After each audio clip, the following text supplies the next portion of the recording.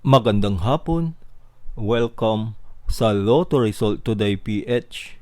Narito ang mga resulta para sa 2 p.m. draw, December 9, 2025. Para sa resulta ng 2D Lotto, 12 at 26.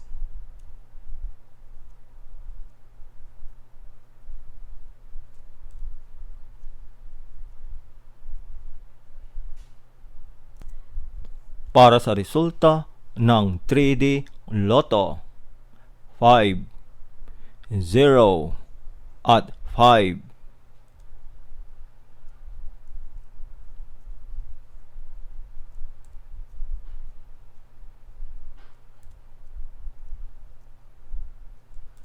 At yan ang mga resulta ngayong 2 p.m. draw.